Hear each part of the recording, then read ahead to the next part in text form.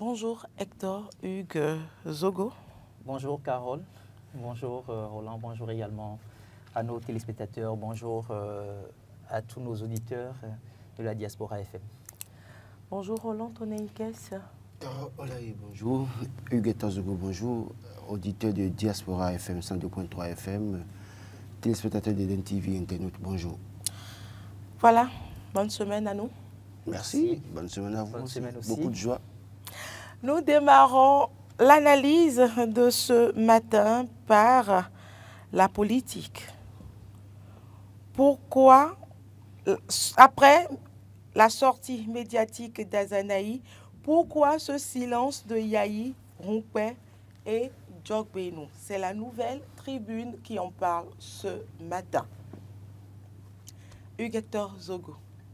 On ne va quand même pas lier, je crois, à ma foi, la sortie de Candide Azanaï à la vie de certaines personnalités dans la République. Je prends Boni Yahi, ancien président de la République, Paul Rompé et Joseph Djogbenou qui se retrouvent être présidents de partis, mais des partis qui, ma foi, appartiennent à la mouvance présidentielle, même si le parti que dirige aujourd'hui Paul Rompé, c'est un peu mitigé, le positionnement, parce que tantôt il se retrouve à soutenir les actions du gouvernement, tantôt il se déclare être de l'opposition.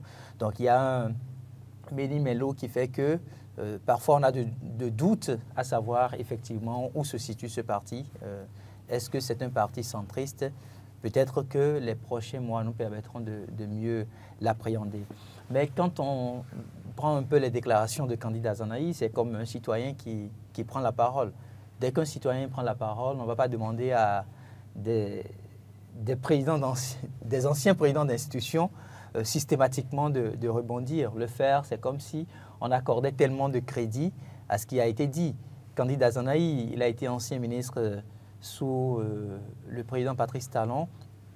Aujourd'hui, au dire de ce que l'on entend bien souvent, c'est qu'il n'est plus en odeur de sainteté avec le chef de l'État. Mais de vous à moi, depuis qu'il fait ses sorties, est-ce que vous aviez constaté une seule fois qu'il a été inquiété? Non, pas du tout. Pas du tout. Donc, à des moments donnés, on peut aussi se dire, il est peut-être dans son spectacle médiatique, autant ne pas tomber dans son jeu. Parce que les politiques au Bénin, vous savez ce qu'ils sont. Ils ont cette facilité-là de vous démontrer,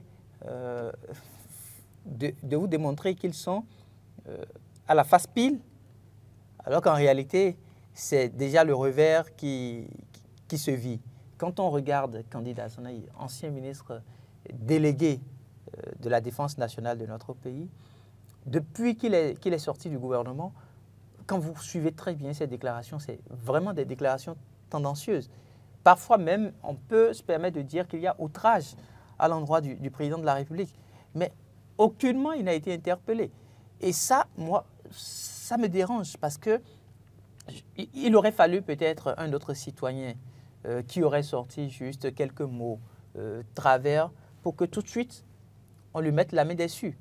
Tout de suite qu'on cherche à comprendre effectivement ce qui l'a poussé à faire de pareilles déclarations au sein de notre nation. Donc, il ne faudrait pas qu'on travaille à avoir une république où certains acteurs peuvent penser être des privilégiés et donc ne peuvent pas être, je vais dire, à tout moment interpellés par les forces de l'ordre ou par la justice. Candide Azanaï, pour moi, les sorties qu'il est en train de faire aujourd'hui, c'est des sorties qui peuvent même porter atteinte à la stabilité politique de notre nation. Quand vous suivez ces déclarations, vous vous dites, mais de quoi il parle? Mais voilà que la personne est assez... À l'aise, il s'inquiète. Oui, voilà, il est très à l'aise. Il est très à l'aise, il fait des déclarations vraiment tendancieuses, au point où vous vous dites, mais ce dont il parle là, est-ce qu'il a vraiment les preuves? Et pour la plupart du temps, c'est aussi des déclarations qui n'arrangent pas du tout le pouvoir en place. Mais en retour, quand on veut réagir, c'est un peu de bémol qui est mis. Par contre, ça aurait été un autre citoyen que vous auriez dû constaté.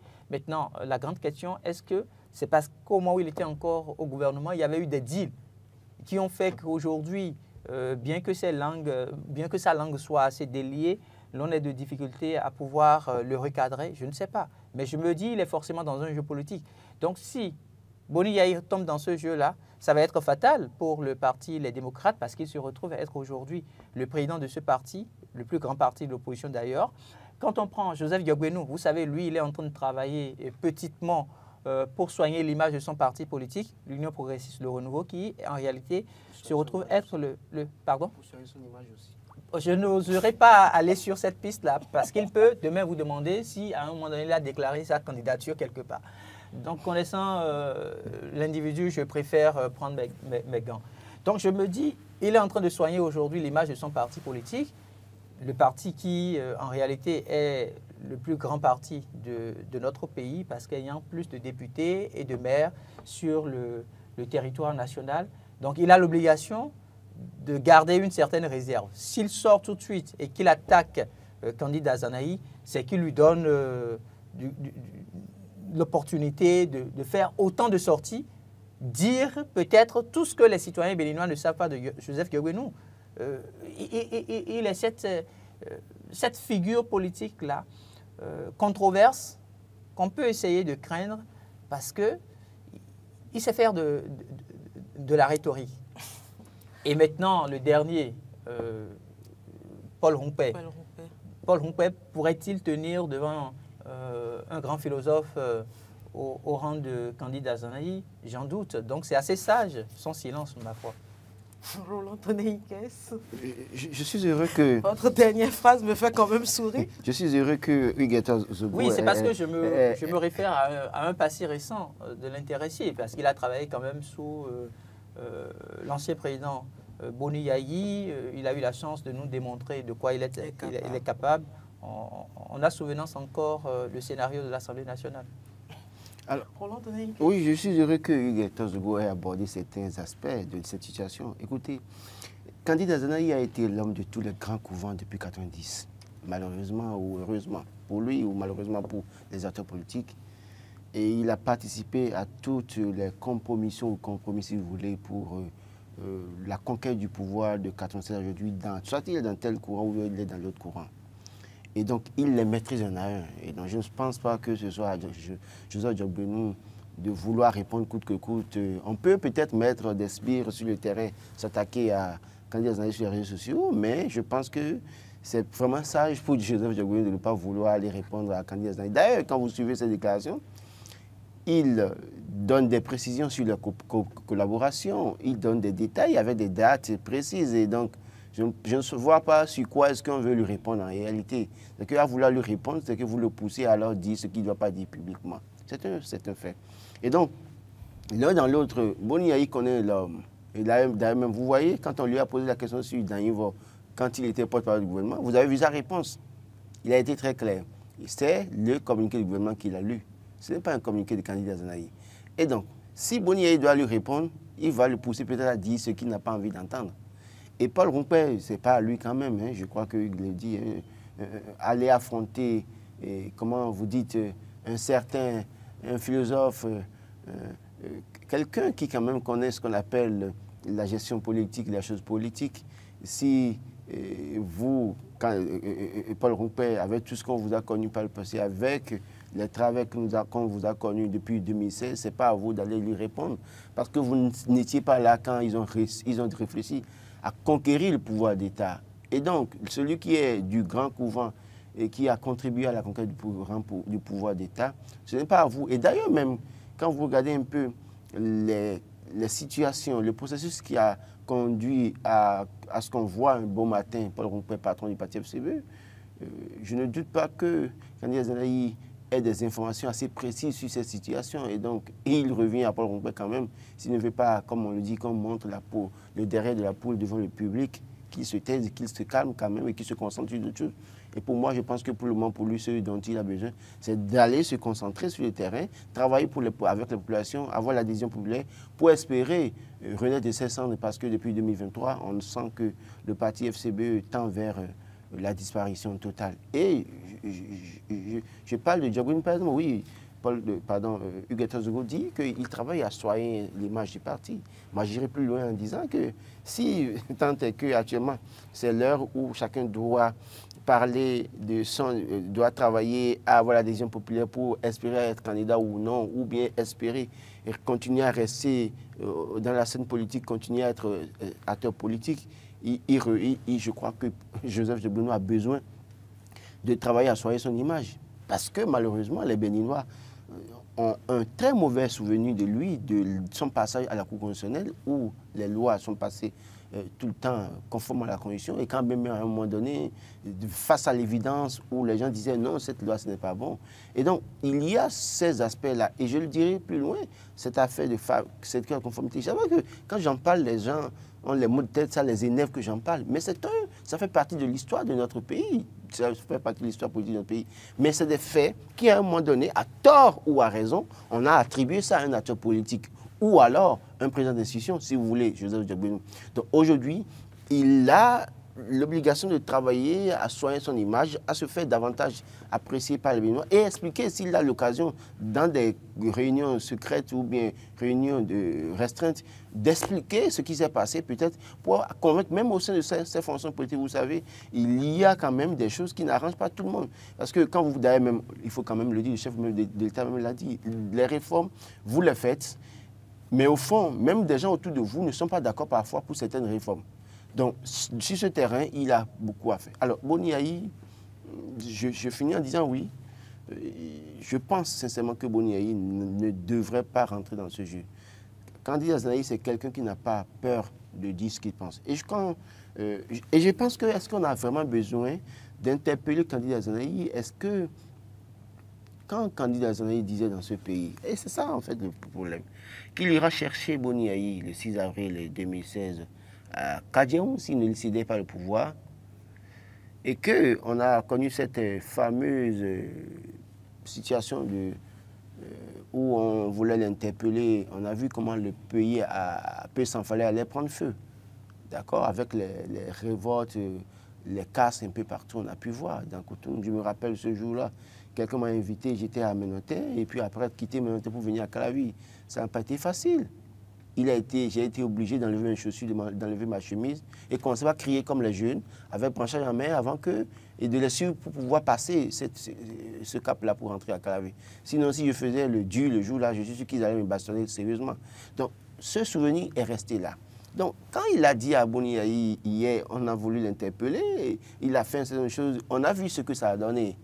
Alors, pourquoi est-ce qu'aujourd'hui, il le dit? Et encore que, quand il le disait hier, c'était quand même pour le bien ou bien pour l'intérêt d'un certain camp donné qui aspire à prendre les choses et à renvoyer ou à balayer pratiquement Boni Yayi et son équipe du pouvoir. Donc aujourd'hui, les mêmes mots qu'il a utilisés hier, malheureusement, quand bien même il fut ministre de Boni Yayi, on a vu les mots qu'il a utilisés à l'endroit de Boni Yayi. Et donc aujourd'hui, il a été ministre de Patrice Talon, il reprend malheureusement avec les mêmes mots. Mais hier, ça a servi quand même à quelque chose. Donc aujourd'hui, si il dit les mêmes mots, parce que quand je recouvre écouter les déclarations du candidat Azanaï, avec certaines informations de l'actualité qui ont changé, c'est que pour l'analyse et pour les mots utilisés à l'endroit des acteurs politiques, les mots n'ont pas changé. Donc je pense que si hier, ça a servi à des gens de pouvoir avoir un résultat, aujourd'hui, il doit pouvoir comprendre que oui, hier, il a fait ça, ça nous a servi. Aujourd'hui, il le fait. Nous devons alors supporter, supporter et supporter. Dans le même registre, un journal s'intéresse à Komi Kouché et s'interroge la retraite médiatique. Nous le savons tous, Komi Kouché est en exil à l'extérieur, mais nous remarquons certains exilés quand même prendre la parole et se prononcer souvent sur l'actualité politique nationale. N'est-ce pas de bon ton que ce journal ou ce quotidien Gaskiani, j'ai du mal à prononcer un peu le nom de ce quotidien, Gaskiani, s'interroge ce matin, Komi Kouché, la retraite médiatique, Hugues Zogo. Je m'excuse peut-être de le dire, de la manière avec laquelle je voulais le dire, mais Kwame Coutié, est-ce qu'il est vraiment en exil? Si le citoyen délibérément quitte son pays parce que la justice voulait l'interpeller, est-ce qu'on parlerait d'exil? Pour moi, Kwame Coutié n'est pas en exil. Kwame Coutié a décidé de fuir la justice de son pays parce qu'il y a beaucoup de malversations. Il a été ministre d'État chargé de l'économie et des finances, super ministre sous Boni Yayi. Et quand vous faites un tour au niveau de sa communauté, on peut vous dire en réalité qui a été l'homme, peut-être une dizaine d'années avant qu'il ne se retrouve ministre d'État, ministre de la communication. Après, il se retrouve ministre de l'économie et des finances. Aujourd'hui, milliardaire. Et voilà, c'est des questions assez sensibles sur lesquelles peut-être parfois on n'a pas le courage de dire ce qui est. Sinon, Kwame Coutié, concrètement, quelle est sa profession et qu'est-ce qui lui a permis d'avoir suffisamment d'argent et de se retrouver sur le territoire américain depuis plusieurs années? Qu'est-ce qui l'empêche de rentrer dans son pays et de venir répondre aux mots de gouvernance qu'il a pu instaurer en place? Donc pour moi, la question de l'exil de Kwame Coutié, c'est une façon voilée pour ceux-là qui se retrouvent dans l'opposition de dire on nous met de la pression, on n'est pas là. Vous avez géré, la justice veut comprendre comment est-ce que vous avez géré, vous vous mettez à disposition et vous répondez, vous défendez votre honneur. Donc pour moi, Kwame Coutié n'est pas en exil. Maintenant, la question de savoir, est-ce qu'il se retrouve déjà en retraite médiatique? Il faut trouver quand même qu'il y a une certaine sagesse de Kwame Coutié toutes les fois où il veut prendre la parole. Il ne se retrouve malheureusement pas au rang de ces opposants-là qui, dès qu'il y a un sujet, ils sortent, ils font de la déclaration, ils invitent les jeunes à pouvoir se mettre dans la rue, ainsi de suite. Parcourez, depuis qu'il est aux États-Unis, parcourez toutes ces déclarations, vous vous rendez compte qu'il y a forcément derrière une sorte d'esprit patriote.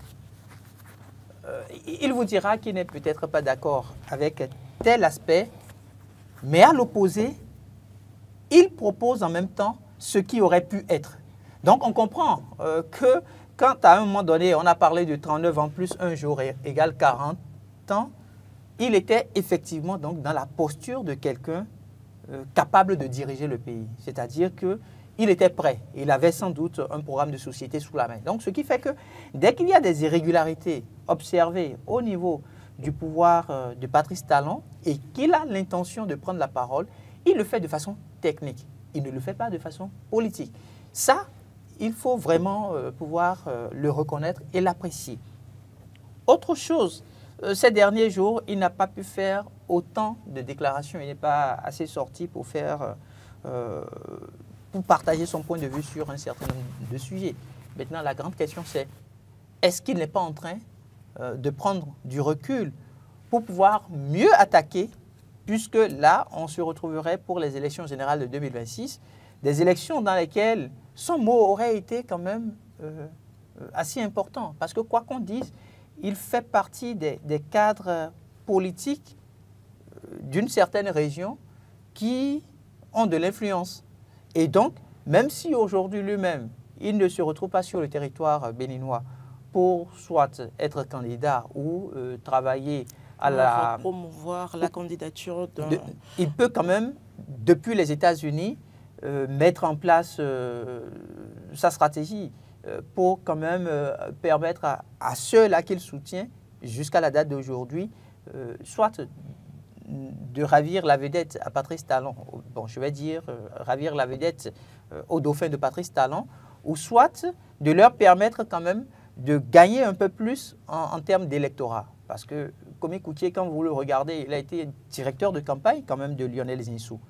Et quand vous suivez la communication qui a été faite autour de l'image de Lionel Zinsou, si ce n'est pas que Patrice Talon, aux dernières heures, surtout avec ce débat qui a été mené au niveau de l'ORTB, devenu SRTB depuis quelques heures de façon officielle, n'eût été ce débat-là, Lionel Zinsou était parti pour se retrouver à la tête de notre pays en 2016 parce qu'ils ont fait effectivement ce qu'on appelle de la communication politique et c'était assez professionnel. Quand vous regardez le branding, il n'y avait pas photo, comme on dit.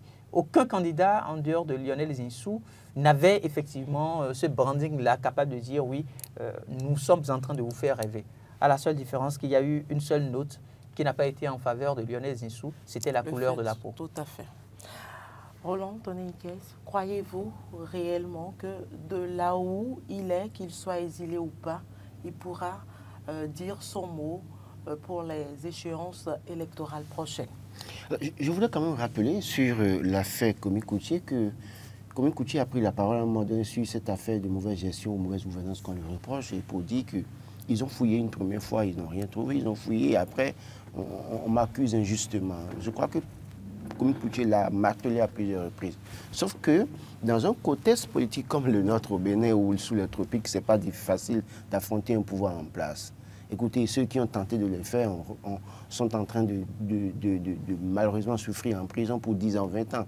Et donc, l'un dans l'autre, dans une situation, dès lors que vous n'avez pas les moyens d'affronter une machine politique en Afrique de l'Ouest, notamment en Afrique noire, la meilleure option pour vous, parfois, c'est de partir d'abord et de régler les choses à distance. Parce que, entre être en exil et être en prison, où malheureusement, certains, on a pu voir ces derniers mois, où Ricky Amadou demande de l'assistance pour sa santé et malheureusement, on ne répond pas, on ne veut pas lui donner de solution.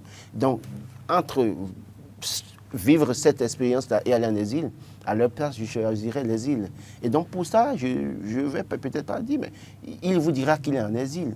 Et il vous donnera les arguments qui fondent le fait qu'il dise qu'il est en exil parce qu'il estime qu'à un moment donné, ici, il n'est pas en sécurité. Et même si en réalité, il était coupable et qu'il allait en prison, que fort malheureusement, il ne sait pas ce qui pourrait advenir de son séjour en prison. Donc, quand on finit de dire ça, Kwame Coutié, c'est un jeune très intelligent. En réalité, un jeune, bon, pas plus jeune que moi, mais quand vous regardez les acteurs politiques aujourd'hui, c'est un jeune assez intelligent. Et quand on voit le court séjour de ce monsieur avec Boni Yayi au pouvoir, avec tout ce qu'il a pu mettre en œuvre, c'est-à-dire, en fait, est-ce qu'il y a un pouvoir qui est exempt de toute situation de mauvaise gouvernance, détournement, corruption? Écoutez, moi j'attends bien quand même, hein, mais je pense qu'il faut attendre 2100, 2120. Peut-être quand le monde ne serait plus là pour espérer qu'en Afrique noire, qu'on aurait des gouvernements. Il y a ça des scandales sous le régime. Mais quand vous regardez la manière dont ce monsieur a fonctionné, du ministère de la Communication, on a pu voir le FNM, tout ça, là, ce qu'ils ont pu opérer. Et oui, les gens vous diront que oui, ce n'était pas ça, oui, mais écoutez, ils sont tous aussi acteurs de ce qui s'était passé, malheureusement. En tout cas, le gros lot, même des élus députés ou de certains ministres aujourd'hui, ils sont tous acteurs ou co-auteurs de ce qui s'est passé. Mais le plus important pour moi, c'est de voir le personnage. Le personnage Kwame Coutié, pour moi, c'est ça qui est intéressant. Est-ce qu'il a cette notoriété? Kwame Coutié continue d'avoir, malheureusement, le pouvoir en place le sait très bien. Kwame Coutié continue d'avoir cette notoriété qui fait peur. Écoutez, allez quand même à Banté pour savoir si Kwame Coutié a toujours ça, son notoriété. Allez dans les collines pour vous rendre compte. Et même à Cotonou, ici, autour de vous, allez demander à certains si Kwame Coutié a une notoriété, vous comprendrez. Et vous imaginez que même dans certaines régions des collines où on nomme une autorité, et on sait très bien que dans sa famille, ils sont tous du Parti des démocrates, mais on les nomme juste pour réussir à voir si on peut gagner quelques voix là. Et malheureusement, ça ne prend pas, je ne vais pas donner de précisions.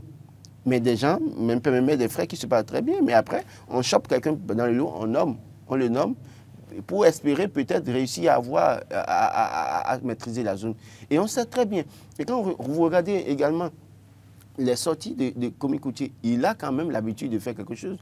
Je ne sais pas s'il y a quelques mois en arrière encore, il fait des communications par visioconférence avec ses compatriotes. Et les gens suivent, ils parlent. Et l'attitude qu'il adopte aujourd'hui, en réalité, doit inquiéter le pouvoir en place. Pourquoi? Parce que, vous savez, quand vous êtes acteur politique et vous sortez toutes les cartouches, à un moment donné, vous n'en avez plus. Et c'est pourquoi le pouvoir en place doit préparer, doit se préparer davantage pour contrer en son temps, si éventuellement Kwame Coutié devait prendre la parole en plein processus électoral, il faut vraiment se préparer pour affronter. Parce qu'il a certainement des infos. Et pour ce que je sais, c'est qu'il ne dort pas. il travaille. Il est actuellement dans les pays d'Afrique. Sauf erreur de ma part, quand j'ai cherché à fouiner un peu, tout récemment, il devait être quelque part au Soudan pour un projet et pour lequel il a postulé. Les gens l'ont retenu en tant que personne compétente. Il doit être quelque part dans un des pays d'Afrique en train de travailler. Donc, c'est un monsieur qui actuellement se vend d'abord au plan africain, qui travaille et qui se prépare certainement minutieusement. Et il revient à ceux qui pensent que, bon, c'est une retraite médiatique ou alors peut-être ça fait plusieurs. J'ai quand même discuté avec des gens qui me disent que non, Kwame Coutie n'est plus rien, Kwame Coutie, non, on l'a réduit au silence. Attention, attention, ce monsieur certainement prépare quelque chose. Et 2026, véritablement, va nous sortir, en tout cas, Hugues Tozogo a rappelé quand même qu'il tenait à aller aux élections présidentielles. Et n'oubliez pas cette fameuse nuit du 41 ou 42-41, vous vous rappelez avec Adrien Gbedji, maître Adrien Gbedji, où peu s'en fallait, Kwame Coutie allait être président de l'Assemblée nationale, n'eût été la veille permanente de feu Rosine Soglo et certains ténors de la classe politique. Donc, je crois que retraite médiatique, pour le moment, oui, peut-être retraite médiatique, mais il faut quand même continuer à le craindre parce qu'il est capable de sortir au dernier moment des cartouches qui peuvent être assez préjudiciables pour le pouvoir en place. Nous allons poursuivre cette rubrique, l'analyse avec le quotidien Le Paraclet. 9 ans de gouvernance, d'engagement et des défis, malgré des hauts et des bas, le Bénin en pleine transformation. Paraclet en parle. Hier, c'était le 6 avril et puis ça faisait 9 ans quand même pour le gouvernement de la rupture au Bénin. Hugues Tozogo, quel bilan faire? C'est un bilan satisfaisant. Un bilan satisfaisant avec Patrice Talon en 9 ans de gouvernance. Il y a bien évidemment des points noirs, comme on se permet de le dire, et il peut en avoir au niveau de tout acteur politique qui, à un moment donné, décide de gérer son pays. Soit, quand on prend le domaine du respect de la personne humaine, c'est-à-dire quand je parle des droits de l'homme, quand vous faites un peu le tour à l'international, on vous fera comprendre que le Bénin se retrouve être parmi les États où on ne travaille davantage plus à faire respecter les droits humains. On vous donnera des indices. Quand vous prenez Amnesty International à travers leurs différents rapports, ça vous permettra quand même de déceler un certain nombre de faits qui créditent effectivement cette manière de penser. Je prends le cas des personnes qui se retrouvent en détention préventive, par exemple. Ces personnes-là, on vous dira qu'on ne respecte forcément pas leurs droits. Roland l'a rappelé tout à l'heure, il y a, c'est vrai, plusieurs personnalités ou plusieurs citoyens qui se retrouvent derrière les barreaux, mais au rang de ces citoyens, il y a des figures qui ont occupé des postes de responsabilité, notamment politiques, et qui ont aussi occupé, à travers leur parcours académique ou leur cursus professionnel, occupé de hauts rangs au sein soit des institutions ou soit au sein d'organismes internationaux et qui malheureusement se retrouvent aujourd'hui en prison. Je veux citer deux cas précis. Hein. Il y a le professeur Joël Aïvo et notre compatriote Rekiat Madougou, ancienne ministre de la Justice. Et quand vous suivez un peu le tableau qui est peint par Amnesty International sur le cas de ces figures-là et même d'autres citoyens béninois qui se retrouvent en détention, parfois vous vous dites on aurait pu travailler à un peu plus de dignité, à un peu plus de respect de la personne humaine. Quelles sont les vraies raisons pour lesquelles ça ne se fait pas? Est-ce parce que le ministère de la justice ne donne pas effectivement les recommandations qu'il faille, je ne saurais le dire. Est-ce parce que ceux-là qui se retrouvent dans la posture de régisseurs de nos prisons civiles veulent forcément bénéficier des avantages liés à leur titre et donc par conséquent essayent d'être un peu plus zélés dans l'exécution de leurs tâches? Je ne saurais le dire. Mais toujours est-il qu'il y a eu des rapports présentés et qui font que aujourd'hui, en 9 ans de gouvernance, on peut se permettre de dire que sur le plan du respect des droits de l'homme, le Bénin aurait pu exceller comparé aux résultats actuels. Maintenant, quand on laisse le secteur du respect de la personne humaine, quand je prends le secteur de l'éducation, pour moi, c'est une avancée significative. Il y a quelques années en arrière, vous auriez pu constater que dès qu'on parle, par exemple, des grèves, les parents se retrouvent tout de suite en difficulté parce que vous avez des doutes à la veille de la rentrée de savoir est-ce qu'il faut inscrire votre enfant dans une école publique ou est-ce qu'il faut le faire dans une école privée. Ce doute-là plane votre esprit parce que vous vous dites, bon, quand ils vont commencer maintenant, il y aura encore des grèves.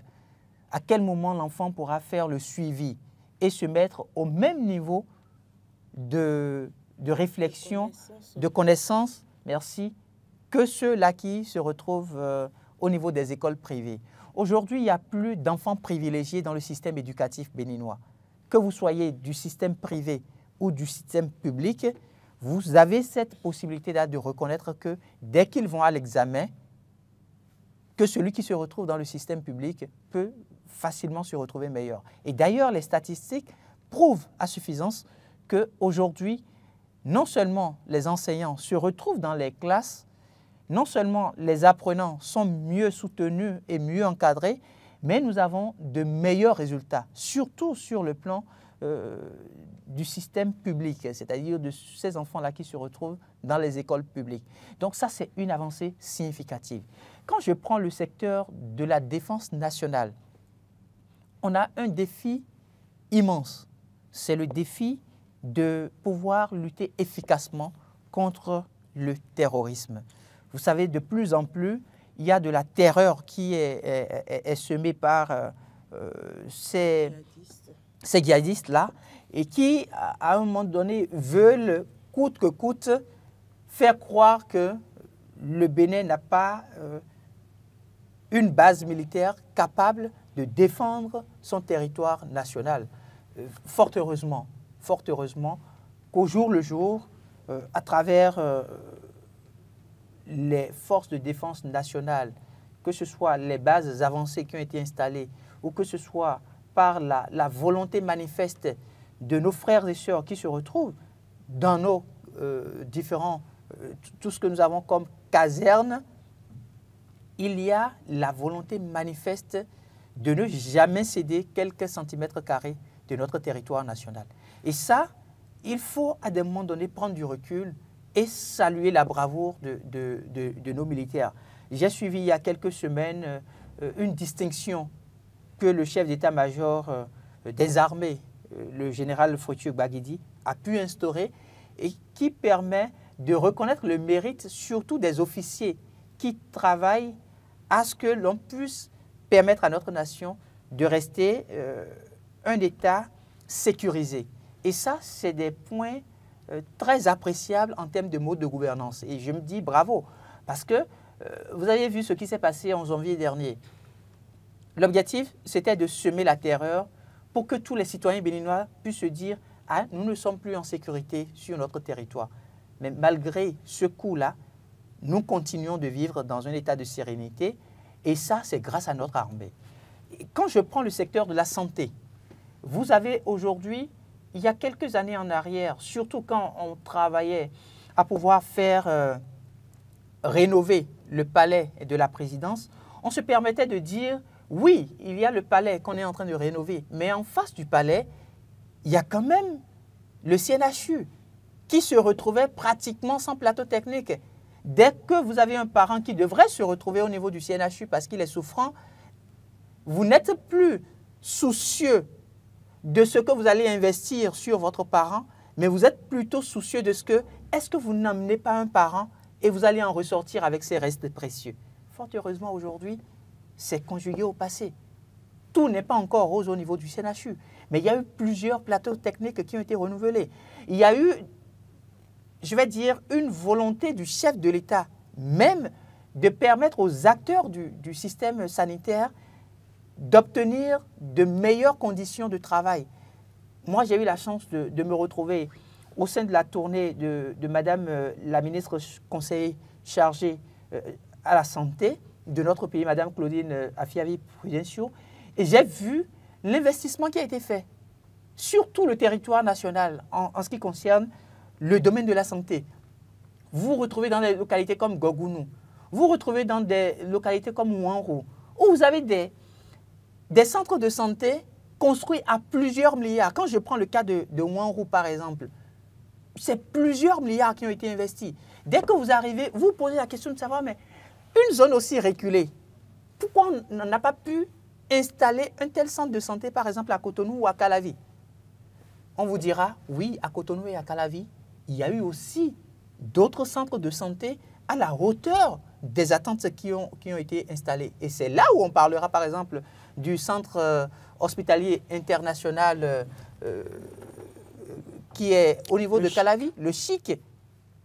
Je ne sais pas si au niveau de l'Afrique de l'Ouest, nous avons un autre qui dépasse non seulement en termes de superficie, mais aussi en termes d'investissement, en termes d'équipement. C'est vrai, le hic à mon niveau, c'est qu'on aurait pu travailler à avoir à la tête de cet hôpital-là un nationaliste, et ça aurait été une grande fierté.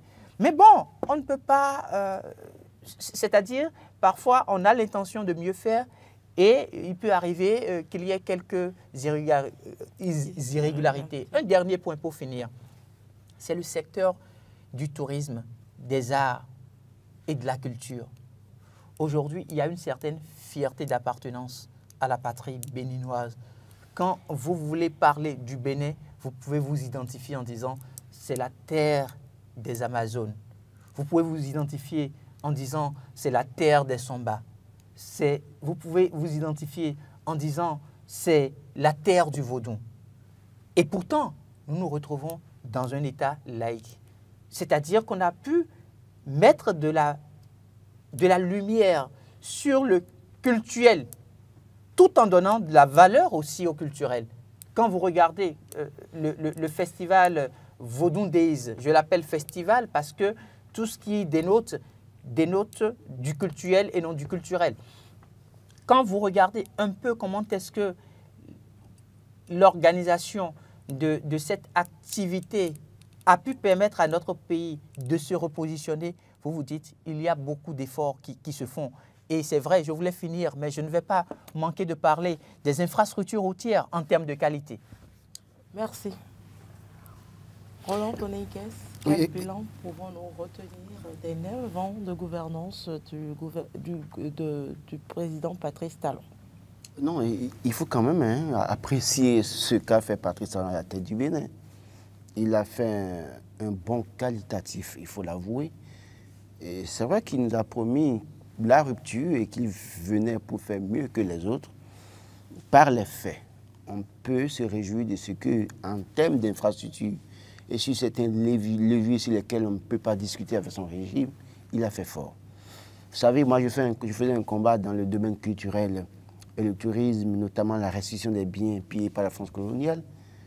C'est ce régime qui m'a quand même rendu fier, parce que on faisait ce combat avant que Patrice Talon n'arrive au pouvoir, mais j'ai pu voir ce qu'ils ont mis dans la balance pour avoir la victoire à ce niveau. Et ça, c'est non discutable, on peut s'en féliciter. Et puis, la valorisation du Bénin. C'est vrai que leur régime s'appelle le régime du Bénin révélé, et donc, à bien des égards, ils ont révélé le Bénin. Sauf que le discours qui est resté depuis des années, c'est que l'on ne met pas l'homme au cœur des réformes.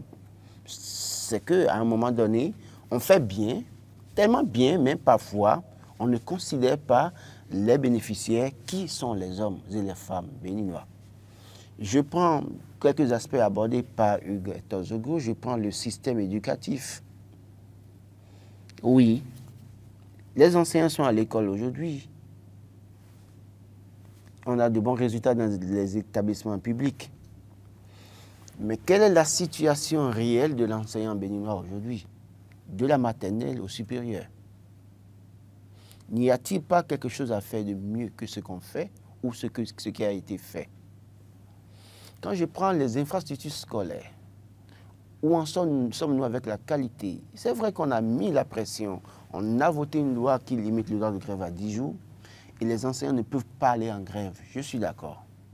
Mais au fond, ceux qui font le travail de qualité, comment est-ce qu'ils sont traités?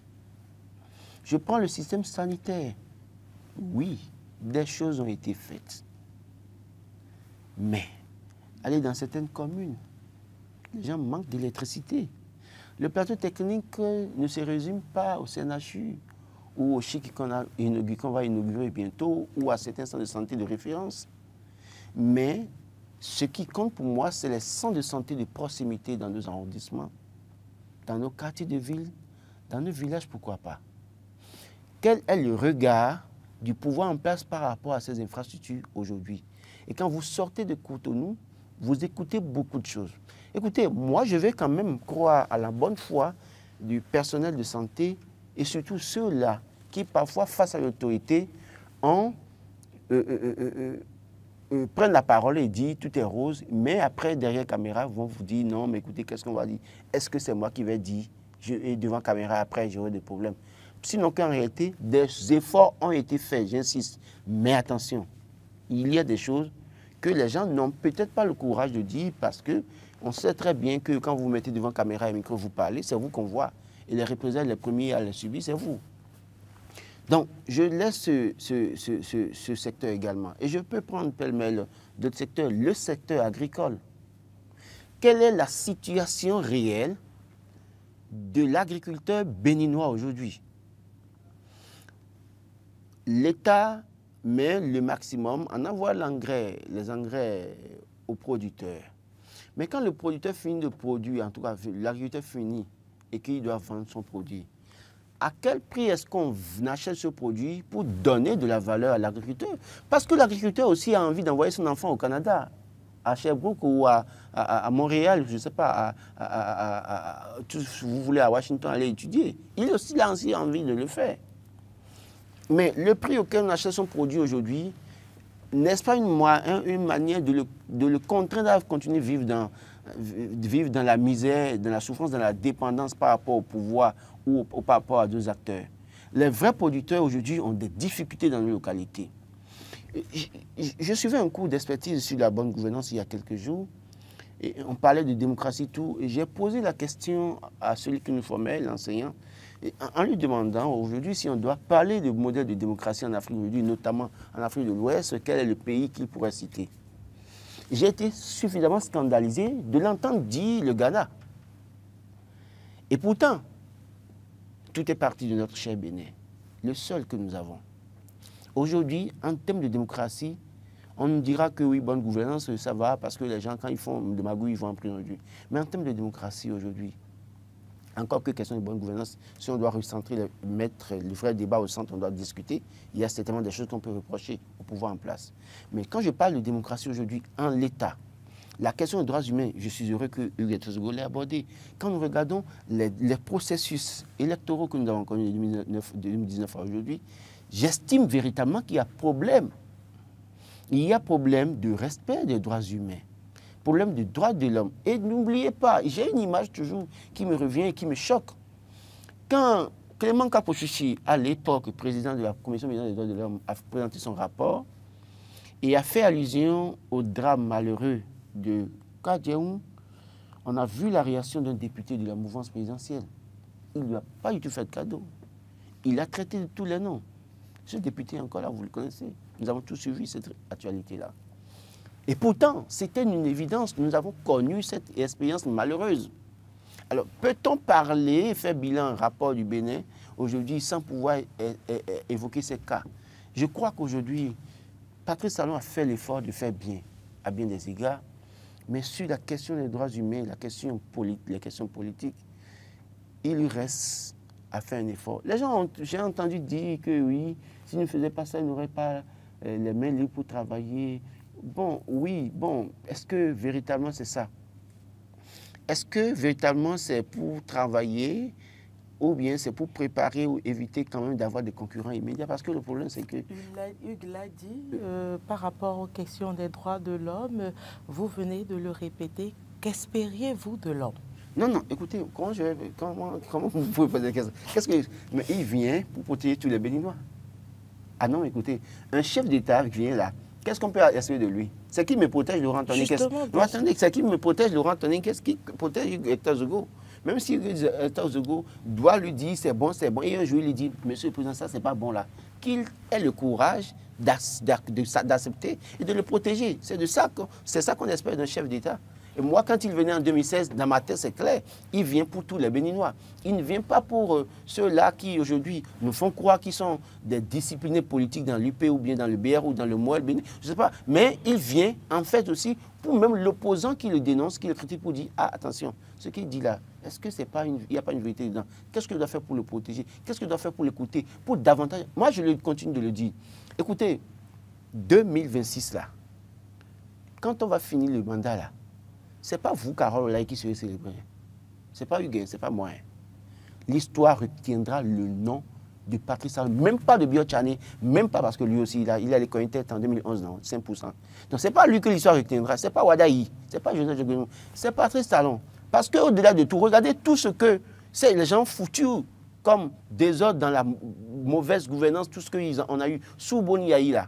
On connaît très bien que, on sait très bien, hein, écoutez, même ceux qui sont là sont bien conscients que Boni Yayi en réalité a été assez large, il n'en a pour rien dans certaines affaires, mais pourtant aujourd'hui, celui que les Béninois ont élu en 2006 là, c'est Boni Yayi. C'est pour ça que dans tous les débats, on sait très bien qu'il n'y a pas de preuves. On sait très bien que quand on fouille bien, il n'y a pas de traçabilité. Il n'a pas dit à un ministre d'aller prendre ci, il n'a pas dit à un député d'aller prendre marché sur le site de l'Assemblée nationale de faire ce qu'ils ont fait là. Il n'a pas dit ça à quelqu'un. Mais entre eux, là, ils ont dit, bon, écoutez, on va manger, non. Et ils se sont partagés ça. Mais aujourd'hui, quand on va évoquer chaque fois le sujet, on appelle son nom. Donc, c'est la même chose qu'on dit à Patrice Talon aujourd'hui. Rien de méchant envers lui. C'est pour qu'ils comprennent que, autant qu'ils sont autour de lui, là, ils mangent là, les sanctions politiques telles que j'ai l'habitude de les appeler, ça les choque, mais malheureusement qu'ils acceptent que je dise comme ça. Les mêmes, vous allez les voir, les désavouer. Et c'est pour ça que je dis que, au-delà de tout, quand vous faites à un moment donné, et il a dit, la dernière fois qu'il a rencontré le cadre de concertation, où je crois qu'il dit, quand on a rien à la fin, on a envie de bien faire les choses. Qu'il travaille davantage à bien faire les choses. Et je souhaite qu'il remette le compteur à zéro avant de partir. C'est à son actif. La même question pour vous, pour boucler l'analyse de ce matin. Oui, ce que j'aurais souhaité du président Patrice Talon, c'était de travailler davantage à 3 secteurs. Le secteur de l'éducation, le secteur de la santé et le secteur de la sécurité. Et pour moi, il a pu réussir 2 sur 3, c'est-à-dire le secteur de l'éducation. Pour moi, en tant que parent d'élèves, je ne me retrouve plus aujourd'hui à avoir de difficultés avec le secteur de l'éducation. Quand je prends le secteur de la santé, je faisais partie de ces sceptiques-là. Je faisais partie de ces personnes-là qui me retrouvaient dans la posture du fâché. Fâché parce que je me dis, oui, un parent est souffrant, il ne peut pas se rendre dans un centre de santé de proximité. Mais j'ai parcouru 10 sur 12 départements. Et je me suis rendu compte que nous avions eu suffisamment, en tout cas sous son mode de gouvernance de 2016 à aujourd'hui, nous avons eu suffisamment de centres de santé d'arrondissement construits. Nous avons eu suffisamment de plateaux techniques renouvelés. Ce n'est pas en fait des médecins ou des spécialistes de santé qui viennent juste devant caméra pour vous parler, mais on vous fait visiter. Vous voyez les équipements. Quand des citoyens se permettent de vous dire, il y a quelques années en arrière, pour nous envoyer des équipements, on ne prenait pas notre avis en tant que technicien. On nous envoyait des équipements, malheureusement, qui n'étaient pas utiles. Et qu'aujourd'hui, avant qu'on achète des équipements, que c'est d'abord eux-mêmes, en tant que spécialistes de santé, qui énumèrent les besoins. Ils énumèrent les besoins. Et dès qu'ils énumèrent les besoins, Ils peuvent dire, par exemple, nous avons besoin de 2 réfrigérateurs et on va leur envoyer 4. Et autre chose. Le seul point sur lequel vous l'attendiez. Avant que je ne parle du seul point, il y a le secteur de la dialyse. Il y a une désinformation à ce niveau-là. On a toujours entendu parler de ce que les dialysés ont été abandonnés par le gouvernement. C'est faux. C'est archi faux. Je vous dis, bien au contraire. En parlant de cela, ils font allusion à la prise en charge. Je parle bien évidemment de la prise en charge. Bien au contraire, aujourd'hui, ce n'est plus seulement au niveau du CNHU que vous aviez de centres de dialyse, mais vous en avez à Abomey, vous en avez à hauteur de Dassa, vous en avez à Djougou, vous en avez à Parakou. Là, c'est les installations. Au-delà des installations maintenant, c'est-à-dire que... Qu'est-ce qui est fait pour venir en aide à ces patients? Je vous réponds, puisque je suis dans la dynamique. Au-delà des installations maintenant, tous ceux qui se retrouvent être acteurs du système public, c'est-à-dire les fonctionnaires d'État ne payent pas 1 centime. Les citoyens qui, jusqu'à aujourd'hui, ne bénéficient pas encore d'appui. Encore que n'est-ce pas une inéquité? Non, moi je vous dis ce que j'ai constaté. Igor, si vous permettez, on ne va pas s'amuser avec la vie des Béninois, s'il vous plaît. Je ne m'amuse pas avec... Excusez, je voudrais quand même... Vous parlez de la prise en charge des fonctionnaires d'État. Oui. Vous êtes dans le privé. Laissez-moi rebondir sur une préoccupation, si vous voulez. Allez-y. Donnez votre point de vue, vous allez le faire. Donc, pour moi, aujourd'hui, il faut qu'on puisse rétablir la vérité. On a toujours entendu parler, et ça a été un point noir. Personne n'a eu le courage de dire, ah oui, entre-temps, on quittait Boïcon pour nous rendre au CNHU. On venait passer pratiquement tout un mois, tout un trimestre avant de rejoindre encore nos familles. Personne n'a eu le courage d'en parler. Et pourtant, le gouvernement l'a fait. C'est-à-dire que sur le plan intellectuel, quand nous voulons présenter les tableaux, que nous ayons le courage de dire, oui, effectivement, il y a eu des irrégularités à tel niveau, mais de l'autre côté aussi, il y a eu telles avancées. Je suis plus inscrit dans cette démarche. Et le dernier point sur lequel je n'ai pas été satisfait, c'est la question de la sécurité. D'ailleurs, le chef de l'État même l'a reconnu lors de son dernier discours sur l'état de la nation. Si je ne me trompe, c'est le premier point que le Mimila a abordé dans son discours pour dire que le Bénin n'a pas encore réussi.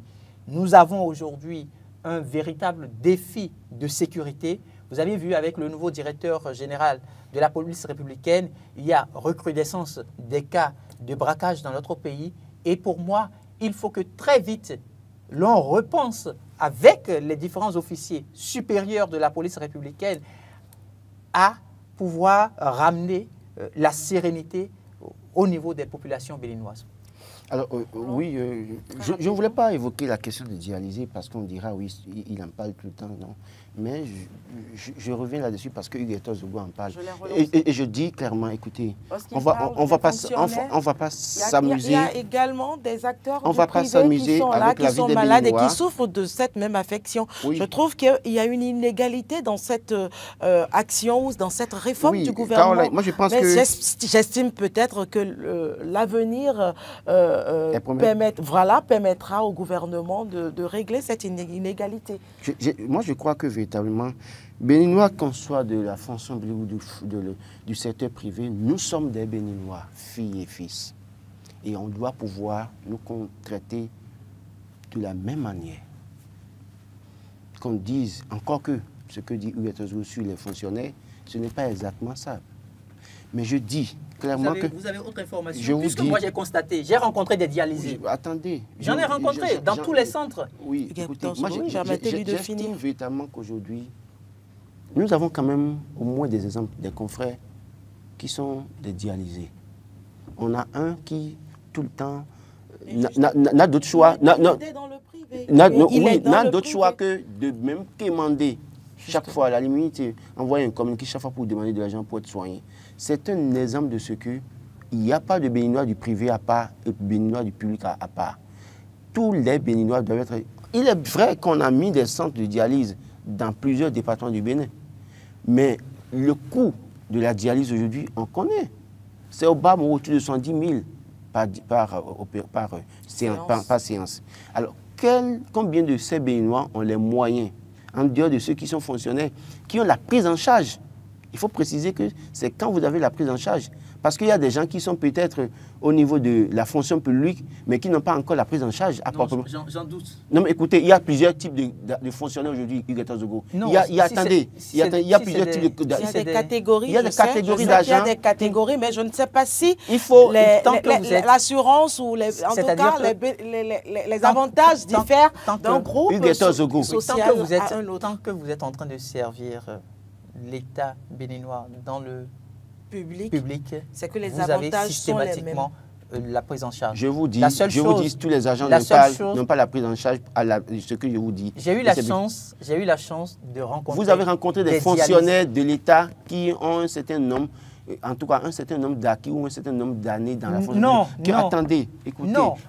Je ne vais pas citer l'exemple. Il y a quand même tout récemment qu'on a dit c'était telle personne ou tel agent que désormais ils ont pris la prise en charge, désormais leur épouse, en tout cas telle chose, tel aspect de leur vie est pris en charge.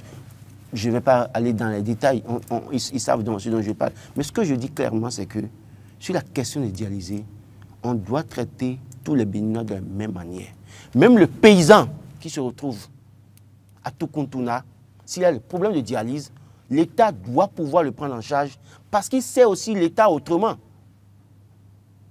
Le frère compatriote qui conduit Zémilian à Malanville, s'il a le problème de dialyse, on doit le prendre au même titre que le fonctionnaire d'État. Pourquoi? Parce que lui aussi, il sert d'une manière donnée l'État. Et donc j'estime que sur cette question-là, non, il faut quand même rappeler au gouvernement qu'il y a encore beaucoup à faire. Voilà, merci Hugues Zogo, merci Roland Toneikes.